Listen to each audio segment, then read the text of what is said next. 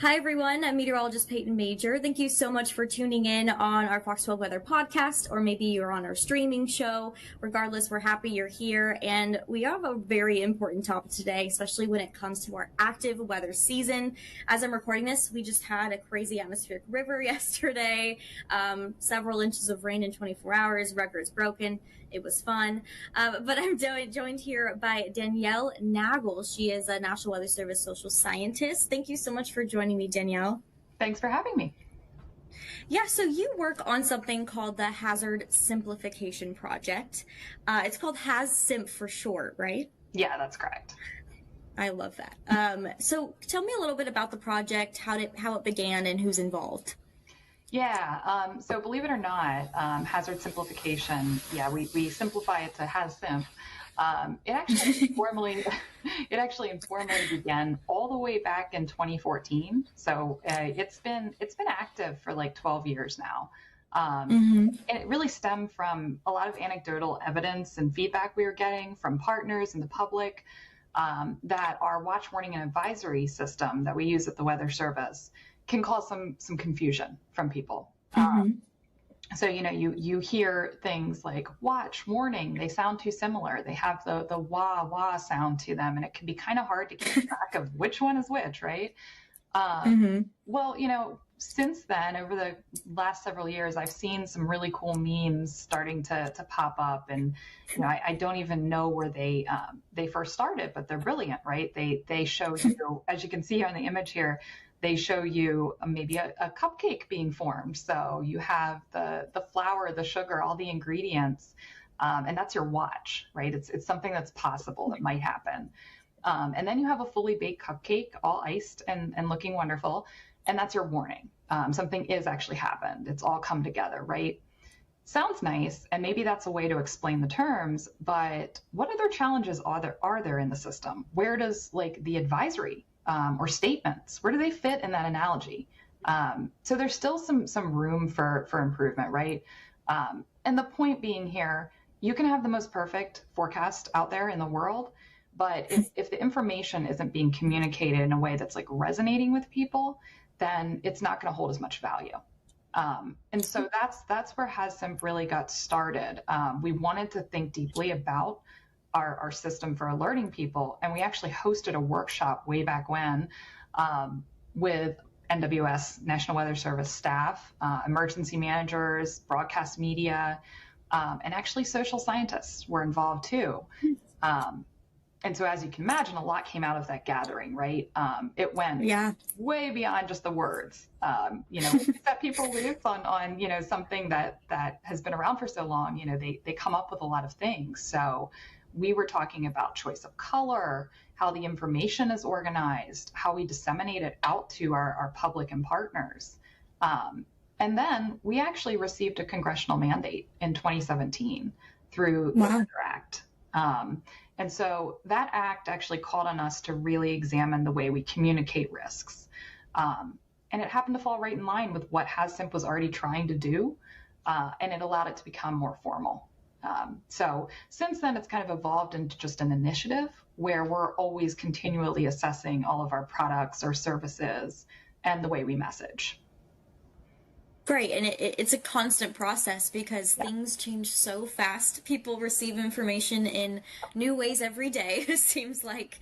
And so it's an ever-changing, probably long time project that's going to last a while, but so important.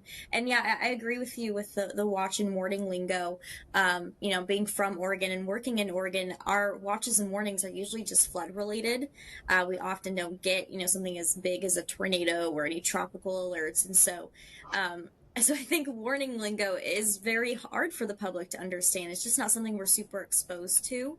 And so it's that much more of a challenge to be like, okay, example of all of our river flooding, what a flood warning is versus an aerial flood warning and all the things. But it is very, very important to get the word out, especially in these active days. You mentioned visual changes, which are super important. Do you think that wasn't really a priority, in years past? Well, originally, I think the thing that really spurred us forward to start thinking about it was the words, was the confusion around words.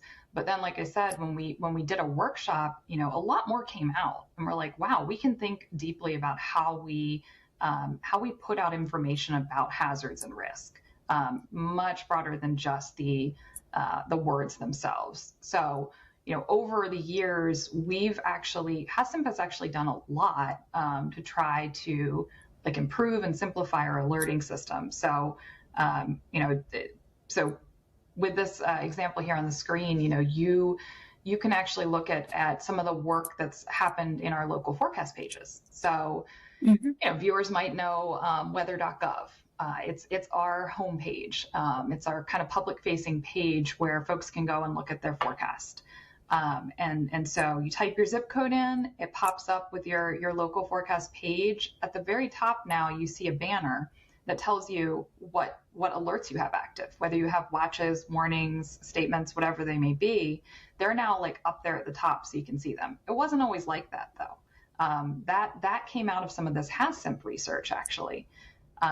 We also have, if you scroll down on that page, you can see our 7-day forecast. And we actually now put boxes that show the time frame of the watches and warnings. So, the watches show up as yellow boxes, the warnings as red boxes. And again, they're just more prominent and the timing is more accessible. And it just has that visual component to it. So, early on, we actually made changes to our pages based on some of the things we were hearing in a lot of our research. Yeah, I love that addition to, especially working with the public and having to explain a lot of just things that are going on. I always say, go to this weather.gov page and check out all these amazing changes. And even talking to our local office and, the main Portland page, to have a big graphic there right off the bat that explains the next big thing is very important as well. I just think people love visual colors and it's just more understandable for the public. I know you said you worked with all these great experts, probably sociologists and people in the field. Was there a survey that you guys had to run for the public to kind of just get a better idea of what people grasped onto? Yeah, actually, I like to brag on HACCP a little bit because it was actually one of the first big efforts, initiatives that Weather Service did that took into account social science, that brought in social science. And that's near and dear to my heart because I'm kind of a combo physical and social scientist, and I love where those social disciplines can really meet with the meteorology and help it become stronger, right? So we actually have pulled in sociologists, psychologists, all sorts of disciplines that can help us better understand the way people process information, and watches and warnings and colors and all sorts of things. So you asked about a survey. We did do quite a extensive quantitative survey. I think back in 2018 and 2019, where we walked people through scenarios. So coming out of the workshops and focus groups with partners and social scientists, we actually developed prototypes of different ways we could show risk and hazard information. And so we would walk people through like, okay, if you saw this alert, how would you react? What would you do? What would your initial like gut reaction be to that, right? And we could actually test experimentally how people responded and where things were resonating and where they weren't. And that actually helped drive some of the changes that have come about since then. That's super cool. I think it's so important to put people through the scenarios. I mean, I think even in school, we get put through scenarios in meteorology school to say, okay, would you issue this? Would you issue this? So to have the other side of that, of how are you going to respond when this is issued, is very crucial. I know you said this is obviously a project that's been going on for nearly 12 years, but in the last year, there have been changes. Specifically, cold weather alerts was one that we saw earlier this year. How has that been, I guess, what has the overall response been since those changes have been happening? Yeah, and I'll take a moment to brag again that you know, Go for it. those those changes are you know, one of many that we've been doing over the past several years. We have reorganized the text within our alerts too. So if you had looked at our watches and warnings and advisories 5, 7 years ago, they may have read more like a textbook. um, Yeah. it's been a public facing message, right? So we've reorganized to like what, where, when impact bullets. So things are more clear to people. And, you know, as part of that, we've also consolidated down. So we have a ton of different types of alerts out there. You know, so we've tried to consolidate those in a way that make them more clear for our users, right? So for instance, you were just talking about floods. We used to have 5 different types of flood advisories, like literally Yep. 5 different types. And people just didn't understand the differences there between urban and arroyo and aerial. You know, it's just, it doesn't resonate, right? So we Right. actually consolidated those down into one flood advisory, right? So the extreme cold changes actually are kind of part of that consolidation. So we used to separate out extreme cold and wind chill, and instead we're trying to combine them to say, hey, look, it's cold. You know, it doesn't matter whether it's Yeah. wind or not, it is cold out. And likely your actions are going to be the same, right? On whether it's wind or whether it's non-wind. So we combine those. We feel like extreme cold is more approachable of a term too. Mm-hmm. Yep, we consolidated the extreme cold and wind chill products this year. And actually, the year before, we renamed our heat products from excessive heat to extreme heat. Mm-hmm. So now all of our temperature alerts really align with each other, and hopefully are more clear and easy to actually act on. Yes, we love consolidation. It's always the best. And yeah, I like how you said, you know, it's just cold outside, and we have to get this word out that, you know, take those precautions, get inside the warm area or open shelters. And I think we were talking earlier about, you know, the difference between a watch and a warning, and you mentioned advisory can be kind of confusing. Do you see down the line advisory maybe being weeded out or changed, or just are we going to try to, you know, revamp the word advisory and you know, give it some new meaning?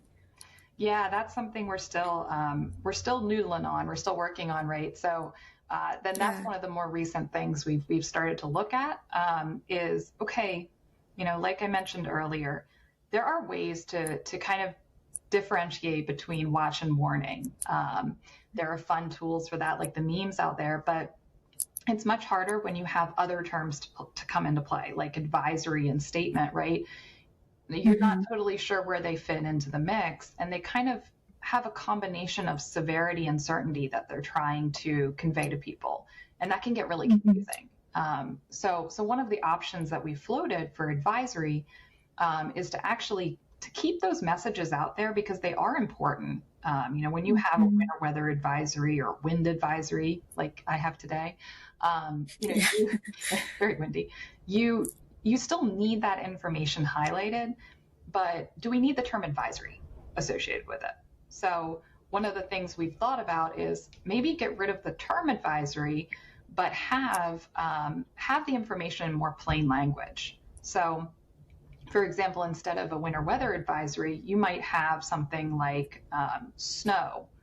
Expect, you know, expect accumulating snow on your evening commute. So it's getting right Mm-hmm. to the point of like, here's the hazard and here's the potential impact, rather than trying to decipher what advisory means right out of the gate. So that's one option we've talked about on, you know, retaining the watch and warning, which are really institutionalized. They hold a lot of power and meaning. They've been around for a long time. Advisory is a bit less known, kind of a bit Mm-hmm. less baked into policies. So could we, you know, use that as an opportunity to insert some more plain language into the system? Yeah, definitely. And you know, obviously the $1 million question is beyond the advisory. What do you think weather alerts are going to look like in 10 to 20 years? No one knows the answer. but, in your opinion? I would love to see. I'm super Yeah. curious too, to be honest. Yeah. Yeah, so uh, I would say actually, I think they're going to look fairly similar in some ways. It may sound surprising, but we've had that system in place. We've had watches and warnings at the very least for decades now. And it's been a system that's actually worked really well. When those products, when those alerts really started to perforate through society, we saved a lot of lives and things changed. So, they carry a lot of weight. They do, and they tend to drive communities to action. And we actually found through some of our hazard simplification research that especially the terms watch and warning, really drilling down on warning there, are actually deeply embedded in policy, in law, in institutions. Be it like, we will open a cooling center when you issue a warning. So it's very, there's a certain power to those terms, right? So in some ways, I don't think that will change. I think that's still very much going to be needed, that aspect of it. But in other ways, I think that alerts are going to just evolve dramatically in 10 to 20 years. Like they'll just be totally different than what we could imagine now. I mean, there are all sorts of new technologies. Of course, we're all talking about AI. Yeah. What can that do to help our alerts be a little bit more tailored, a little bit more personalized to individuals, to communities? Can we pull in kind of like information about the communities, about things they struggle with or some of their strengths, and have that actually feed into like how we communicate with them, and how we can learn more about those communities. I would also guess that our alerts will be even more adapted to like mobile technologies. Yeah. Obviously, we're all stuck to our phones now, no matter what, for better or for worse. So how can we start to evolve some of our messaging and alerts to be more adaptable to that type of technology? So I see some growth there too.